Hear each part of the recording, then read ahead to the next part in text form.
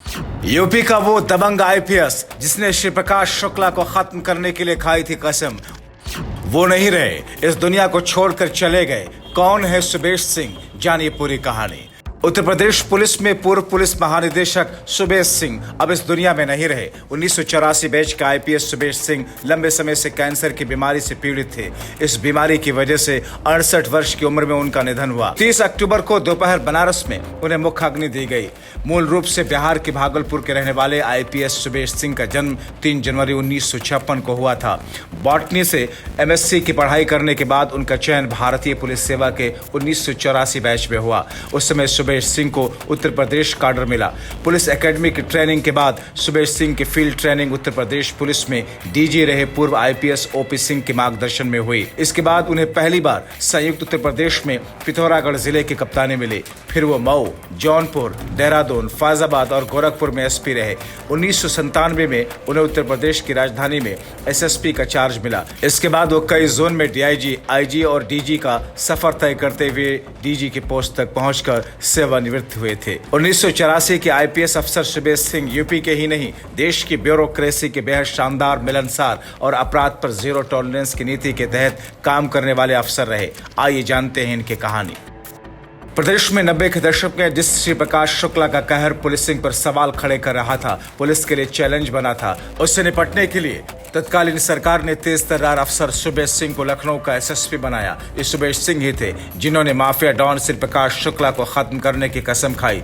दरअसल बात उस वक्त की है जब सुबेश सिंह लखनऊ के एसएसपी थे और राजेश पांडे सीओ हजरतगंज। इसी दौरान पुलिस को सूचना मिली श्री प्रकाश शुक्ला हजरतगंज के जनपद मार्केट आया हुआ है, जिस पर फौरन पुलिस टीमों ने श्री प्रकाश की घेराबंदी की। फायरिंग भी हुई, लेकिन श्री प्रकाश एसपी सिटी के पेशकार रहे आरके सिंह को गोली मारकर भाग गया। रिटायर्ड आईपीएस राजेश पांडे ने अपने किताब वर्चस्व में इस घटना का जिक्र करते हुए लिखा है कि जब आरके सिंह के शव को पुलिस लाइन में अंतिम विदाई सलामी दी जा रही थी तो एसएसपी सुबेश सिंह कोने में खड़े होकर सिर नीचा किए फफक फफक कर रो रहे थे।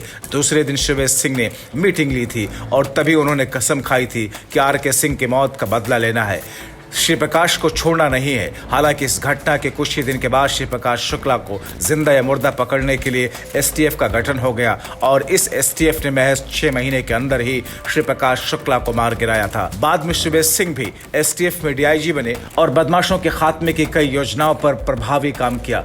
सुबेश कुमार सिंह के बैचमेट और दोस्त पूर्व डीजीपी ओपी सिंह लिखते हैं, ये सच है कि जिस चीज की शुरुआत होती है उसका अंत भी होना चाहिए, लेकिन अक्सर ऐसा महसूस होने लगता है कि सक्रिय जीवन के बाद रिटायरमेंट का मतलब सिकुड़ना नहीं बल्कि मानसिक जीवन और दृष्टिकोण का विस्तार करना है।